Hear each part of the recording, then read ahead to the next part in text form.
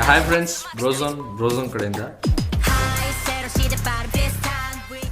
Hi bro. So ಇವಾಗ ರಾಜೇಶ್ ಅಂದರೆ ಯಾರು? ಪರ್ಟಿಕ್ಯುಲರ್ ಆಗಿ ಒಂದು ನೇಮ್ ಅಷ್ಟೇ. ಪಬ್ಲಿಕ್ ಅಲ್ಲಿ ಒಂದು ಹೆಸರು ಮಾಡಿರೋದಂದ್ರೆ ಬ್ರೋಝೋನೆ, ರಾಜೇಶ್ ಅಲ್ಲ. ಬ್ರೋಝೋನ್ ಅಂತ ಒಂದು ನೇಮ್ ಮಾಡಿರೋದು. ಬ್ರೋಝೋನ ರಾಜೇಶ?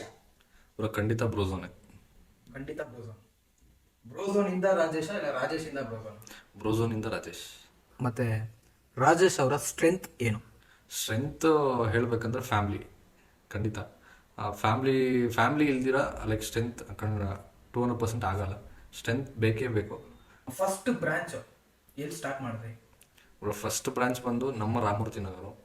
ಆ್ಯಕ್ಚುಲಿ 10 years ಬ್ಯಾಕ್, ಅಂದರೆ ಇವಾಗ ಆಲ್ಮೋಸ್ಟ್ ಎಕ್ಸ್ಪೀರಿಯನ್ಸ್ ಬಂದು 15 years ಎಕ್ಸ್ಪೀರಿಯನ್ಸು. 10 years ಬ್ಯಾಕ್ ಒಂದು ಕಡೆ ಕೆಲಸ ಅಂದರೆ ನಮ್ಮ ಮಾವರ ಅಂಗಡಿಯಲ್ಲಿ ಕೆಲಸ ಮಾಡ್ತಾಯಿದ್ದೆ, ಲೈಕ್ 7th ಕ್ಲಾಸಿಂದ. ಆ 7th ಕ್ಲಾಸಿಂದ ಆಲ್ಮೋಸ್ಟ್ ಇದೇ ಫೀಲ್ಡಲ್ಲೇ ಇರೋದು. ಕಾಮನ್ ಆಗಿ ನನಗೆ ಅವಾಗಿಂದನೂ ಬಿಸ್ನೆಸ್ ಫೀಲ್ಡಲ್ಲಿ ಈ ಬಟ್ಟೆ ಅಂತಾನೆ ಲೈಕ್ ಅದೇ ಫೀಲ್ಡಲ್ಲೇ ಬಂದಿದ್ದು. ನಾನು ಸ್ಟಾರ್ಟ್ ಮಾಡಿದ್ದು 2 years ಬ್ಯಾಕು, 2023 ಸೊ ನೀವು ಫಸ್ಟ್ ಬ್ರಾಂಚ್ ಇಟ್ಟಾಗ ನಿಮ್ಮ ಎಕ್ಸ್ಪೀರಿಯನ್ಸ್ ಹೆಂಗೋಯ್ತು? ನಿಮ್ಮ ಎಕ್ಸ್ಪೆಕ್ಟೇಷನ್ ಏನಿತ್ತು? ಮತ್ತು ನಿಮ್ಮ ಸಕ್ಸಸ್ ಹೆಂಗಿತ್ತು? ಮತ್ತು ಅದರಿಂದ ನಿಮ್ಗೆ ನೀವೇನೇನು ಕಲ್ಕೊಂಡ್ರಿ? ಅದರಿಂದ ಏನಾದರೂ ಫೇಲ್ಯೂರ್ ಆಯಿತಾ? ಎಕ್ಸ್ಪೀರಿಯನ್ಸು ಅಂದರೆ ನನಗೆ ತುಂಬ ಎಕ್ಸ್ಪೀರಿಯನ್ಸ್ ಇತ್ತು. ಬಟ್ ಇದರಲ್ಲಿ ಮೈನಸ್ ಪಾಯಿಂಟ್ ಏನು ಅಂದರೆ ನನಗೆ ಮ್ಯಾನ್ ಪವರ್, ನೆಕ್ಸ್ಟು ಅಮೌಂಟ್, ಅಂದರೆ ಈ ದುಡ್ಡು ವಿಚಾರದಲ್ಲಿ ಲೈಕ್ ಸಾಲ ಮಾಡಿದ್ದು ನಾನು. ಆ್ಯಕ್ಚುಲಿ ಒಂದು 13 ಲಕ್ಷ ಸಾಲನೇ ಇತ್ತು ನಂದು. ಸಾಲ ಮಾಡಿ ನನ್ನ ಹತ್ರ ಲೈಕ್ ಬೇರೆಯವ್ರ ಹತ್ರ ಬಡ್ಡಿಗೆ ಇಸ್ಕೊಂಡು ನಾನು ಮಾಡಿದ್ದು. ಯಾವುದೇ ನನ್ನ ಹತ್ರ ಲೈಕ್ ಅಮೌಂಟ್ ಇಟ್ಕೊಂಡು ನಾನು ಮಾಡಿಲ್ಲ.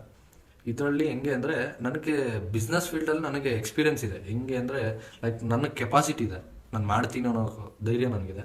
ಅದರಲ್ಲಿ ಆಲ್ಮೋಸ್ಟ್ ಓಪನಿಂಗ್ ದಿನವೇ ಲೈಕ್ ಅವಾಗ ನನಗೆ ಇನ್ಸ್ಟಾ ಫಾಲೋ ಇದ್ದಿದ್ದು 1400 ಮೆಂಬರ್ಸ್ ಇದ್ದಿತ್ತು ಆ್ಯಕ್ಚುಲಿ.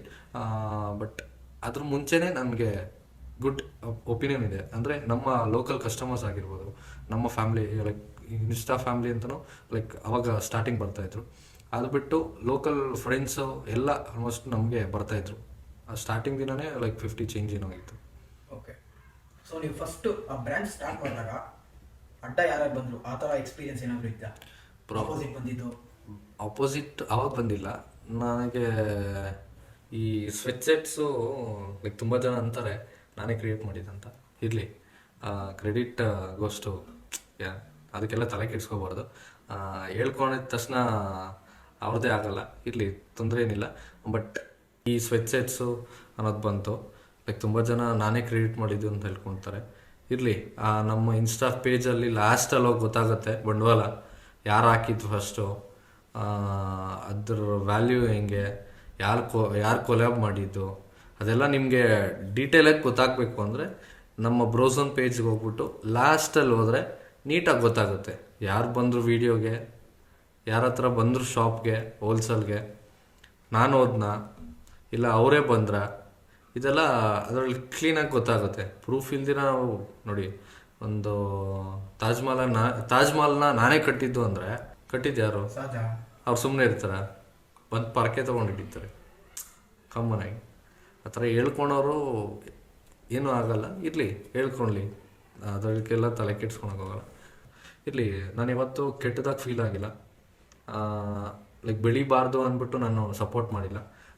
ನನಗೆ ಆ ಫೀಲ್ ನಮ್ಮ ಅಪ್ಪ ಅಮ್ಮ ಆಗಲಿ ನನ್ನ ಆ ಥರ ಬೆಳೆಸಿಲ್ಲ. ಏನಕ್ಕೆ ಅಂದರೆ ಒಬ್ಬನು ಬೆಳೀತಾ ಇದ್ದಾನೇನೋ ಇಂಟೆನ್ಷನ್, ಬ್ಯಾಡ್ ಇಂಟೆನ್ಷನ್ನ ನನಗೆ ಕೊಟ್ಟಿಲ್ಲ. ಅವ್ರದ್ದು ಎಲ್ಲೋ ಇತ್ತು ಶಾಪು, ಓಕೆ ನೀನು ಅಲ್ಲಿ ಅಷ್ಟು ದೂರ ಇದೆಯಾ ಅಂದರೆ ಈ ಕಡೆ ಬರಲ್ಲ ಅನ್ನೋ ಇಂಟೆನ್ಷನ್ಲೇ ನಾನು ಸಪೋರ್ಟ್ ಮಾಡಿದ್ದೀನಿ. ನೀನು ಬೆಳಿ ಅನ್ನೋ ಒಂದು ಧೈರ್ಯ ಕೊಟ್ಟು ಮಾಡಿದ್ದೀನಿ. ಲೈಕ್ ತುಂಬ ಕಡೆ ಹೇಳ್ಕೊಂಡಿದ್ದಾರೆ ಲೈಕ್ ನಾನೇ ಬೆಳೆಸಿದ್ದು ಅಂತ. ಪ್ರೂಫ್ ಬೇಕು ಮೇಯ್ನಾಗೆ.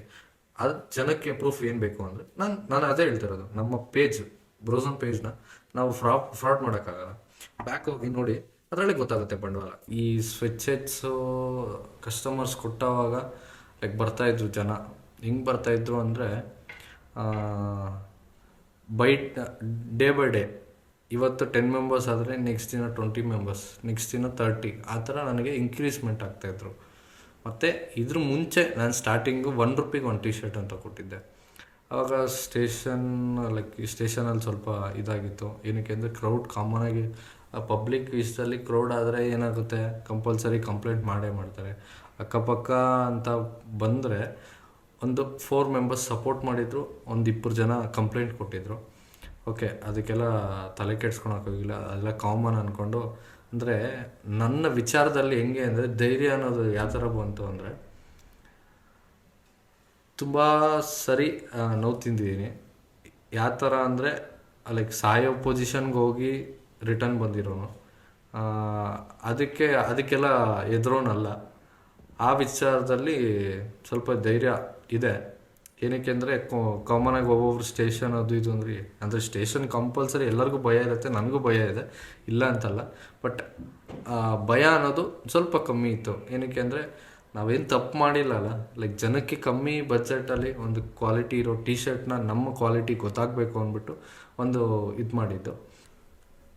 ಹೌದು ಬ್ರೋ, ಇವಾಗ ಆ ಟೈಮಲ್ಲಿ ಸ್ವೆಟ್ ಶರ್ಟ್ ಅನ್ನೋ ಕಾನ್ಸೆಪ್ಟ್ ತುಂಬ ಫೇಮಸ್ ಆಗಿತ್ತು. ಓಕೆನಾ, ಅದು ನಿಮ್ಗೆ ಹೆಂಗ್ ಐಡಿಯಾ ಬಂತು, ಎಲ್ಲಿಂದ ತಂದ್ರಿ ಅದನ್ನ? ಅಷ್ಟು ಲಾಟ್ ಅಷ್ಟು ಫ್ರೀಯಾಗಿ ಕೊಟ್ರಿ. ಸ್ವೆಟ್ ಸೆಟ್ ಅನ್ನೋದು ಇದು ನೋಡಿ, ಇದು ಸ್ಟಾರ್ಟ್ ಆಗಿದ್ದು ಕರ್ನಾಟಕದಲ್ಲ, ಆಂಧ್ರ ಅಲ್ಲಿ ನಾವು ಮಾಡೋ ಮುಂಚೆ ಫಸ್ಟೇ ಇತ್ತು. ಲೈಕ್ ಬೇರೆಯವ್ರು ಮಾಡ್ತಾಯಿದ್ರು, ಬಟ್ ಕರ್ನಾಟಕದಲ್ಲಿ ಸ್ಟಾರ್ಟ್ ಮಾಡಿದ್ದು ನಾನು. ಅದು ಅದೇ ಇಷ್ಟೊತ್ತು ಹೇಳಿದ್ನಲ್ಲ, ಬಂಡವಾಳ ಗೊತ್ತಾಗಬೇಕು ಅಂದರೆ ಗೋ ಬ್ಯಾಕ್ ಟು ಬ್ರೋಝೋನ್, ಹಿಂದೆ ನೋಡಿ ಗೊತ್ತಾಗುತ್ತೆ ಯಾರು ಹಾಕಿದ ವಿಡಿಯೋ ಏನು ಅಂತ, ಯಾರು ಕೊಲಾಬ್ ಮಾಡಿದ್ದು ಅದ್ರಲ್ಲಿ ಗೊತ್ತಾಗುತ್ತೆ. ಆಂಧ್ರಲ್ಲಿ ಒಬ್ಬರು ಹಿಂಗೆ ಒಂದು ಶಾಪ್ ಅವರು ಆಗ್ತಾ ಇದ್ದಾಗ ನಾನು ಕಾಲ್ ಮಾಡಿ ಈ ಥರ ನನಗೊಂದು 100 ಪೀಸಸ್ ಬೇಕು ಅಂತ ಅವ್ರು ಹೇಳಿದ್ರು, ಒಂದು ಮಿನಿಮಮ್ 500 ಪೀಸಸ್ ತೊಗೋಬೇಕು ಅಂತ. ಆಯಿತು, 500 ಪೀಸಸ್ ಕೊಡಿ ಅಂತ ಹೇಳಿದೆ. 1000ಗೆ 4 ಕೊಟ್ಟಿದ್ದು ಫಸ್ಟು. 1000ಗೆ 4 ಕೊಟ್ಟಿದ್ದು, ಮತ್ತು ಹೋಗ್ತಾ 1000ಗೆ 6 ಆಯಿತು, 8 ಆಯಿತು, 9 ಆಯಿತು, 10 ಆಯಿತು. 10 ಕೊಟ್ಟಾವಾಗ ಇಡೀ ನಮ್ಮ ಕರ್ನಾಟಕದಲ್ಲಿ ಫಸ್ಟ್ ಟೈಮ್ ಬ್ರೋಝೋನ್ ಮುಂದೆ ಏನಿಲ್ಲ ಅಂದರೂ ಒಂದು 20,000 to 40,000 ಮೆಂಬರ್ಸು ಸೇರಿದ್ರು ಜನ. ಅಂದರೆ ಯಾವ ಥರ ಕ್ರೌಡ್ ಆಗಿತ್ತು ಅಂದರೆ, ನಮ್ಮ KR ರಾಮಮೂರ್ತಿ ನಗರ ಆಗಲಿ ಸ್ಟೇಷನ್ ಅವರು ಅವತ್ತು ಕಂಟ್ರೋಲ್ ಆಗಿಲ್ಲ. ಅಂದರೆ ಕಂಟ್ರೋಲ್ ಆಗಿಲ್ಲ ಅನ್ನೋ ಸಿಚುವೇಶನ್ ಹೆಂಗಿತ್ತು ಅಂದರೆ, ಅಷ್ಟು ಜನ ಸೇರಿದ್ರು, ತುಂಬ ಜನ ಸೇರಿದ್ರು. ಅವಾಗ ನಾನೇನು ಮಾಡಿದೆ ಅಂದರೆ, ಲೈಕ್ ನಾನಂತಲ್ಲ, ಅಕ್ಕಪಕ್ಕ ಸ್ಟೇಷನ್ಗೆ ಕಂಪ್ಲೇಂಟ್ ಕೊಟ್ಟು ಸ್ಟೇಷನ್ ಅವ್ರು ಪೊಲೀಸವರೆಲ್ಲ ಬಂದಿದ್ರು. 40 ಮೆಂಬರ್ಸ್, ಹತ್ತತ್ರ 40 ಜನ ಪೊಲೀಸವ್ರು ಬಂದು ಅಂದರೆ ಏನಿಲ್ಲ ಅಂದರೂ ಮಾರ್ನಿಂಗ್ 9 o'clock ಸ್ಟಾರ್ಟ್ ಆಗಿದ್ದು, ಈವ್ನಿಂಗು 8-9 ತನಕ ಜನ ಹೋಗಿಲ್ಲ, ಕಂಟ್ರೋಲ್ ಆಗಿಲ್ಲ. ಅದಕ್ಕೆ ಸ್ಟೇಷನ್ನಿಂದ ಬಂದು ಲೈಕ್ ಅದ್ರ ಮುಂಚೆನೇ ನಾನು ಲೆಟ್ರ್ ತೊಗೊಂಡಿದ್ದೆ, ಪರ್ಮಿಷನ್ ತೊಗೊಂಡಿದ್ದೆ, ಈ ಥರ ಕೊಡ್ತಾ ಇದ್ದೀನಿ ಆಫರ್ಸು, ಈ ಥರ ಜನ ಸೇರ್ತಾರೆ ಅಂತ. ಬಟ್ ನಾನು ಎಕ್ಸ್ಪೆಕ್ಟ್ ಮಾಡಿಲ್ಲ ಜನ ಈ ಥರ ಬರ್ತಾರೆ, ಈ ಥರ ಸೇರ್ತಾರೆ. ತುಂಬ ಖುಷಿ ಆಯಿತು. ಒಂದು ಕಡೆ ತುಂಬ ಬೇಜಾರಾಯಿತು. ಏನಕ್ಕೆಂದರೆ ನನ್ನ ಕಡೆಯಿಂದ ನಾನು ಹೇಳಿ ನಾನು ಕೊಡೋಕ್ಕಾಗಿಲ್ಲ ಅಂತ. ಏನಕ್ಕೆಂದ್ರೆ ನನ್ನ ಎಕ್ಸ್ಪೆಕ್ಟ್ ಏನು ಅಂದರೆ ಒಂದು 10,000 ಮೆಂಬರ್ಸ್ಗೆ ನಾನು ಐಟಮ್ ತಂದಿಕ್ಕಿದ್ದೆ ಕೊಡಬೇಕು ಅಂತ. ಬಟ್ ಆ ಟೈಮಲ್ಲಿ ನಾನು ಕೊಡೋಕ್ಕಾಗಿಲ್ಲ. ಏನಕ್ಕೆಂದರೆ ಅಂಗಡಿ ತೆಗೆದ್ರೆ ಪಕ್ಕ ದೂರ ಆಗ್ಬಿಡ್ತಾಯಿತ್ತು, ಅಷ್ಟು ಜನ ಇದ್ದರು. ಖುಷಿ ಆಯಿತು, ಒಂದು ಬೇಜಾರು ಆಯಿತು. ತುಂಬ ಜನ ಮಾತಾಡಿದ್ರು. ಇರಲಿ, ಮಾತಾಡಿರೋರಿಗೆ ಅದಕ್ಕೆಲ್ಲ ನಾವು ಮುಂದೆ ಮಾತಾಡೋಕ್ಕಾಗಲ್ಲ. ನಾವು ಎಷ್ಟು ಮಾತಾಡ್ತೀರೋ ಅಷ್ಟು ಕೆಟ್ಟವ್ರು ಆಗ್ತೀವಿ. ಅದ್ರ ವಿಚಾರದಲ್ಲಿ ತಲೆ ಕೆಡ್ಸ್ಕೊಳಕ್ಕೋಗಿಲ್ಲ. ನೆಕ್ಸ್ಟ್ ಡೇ ಓಪನ್ ಮಾಡಿ ನನ್ನ ಕೈಲಿ ಎಷ್ಟಾಗುತ್ತೋ ಅಷ್ಟು ಜನಕ್ಕೆ ಕೊಟ್ಟಿದ್ದೀನಿ, ತೊಗೊಂಡೋಗಿದ್ದಾರೆ, ಚೆನ್ನಾಗಿ ಯೂಸ್ ಮಾಡಿದ್ದಾರೆ, ಯಾರಿಗೂ ಏನು ತೊಂದರೆ ಆಗಿಲ್ಲ.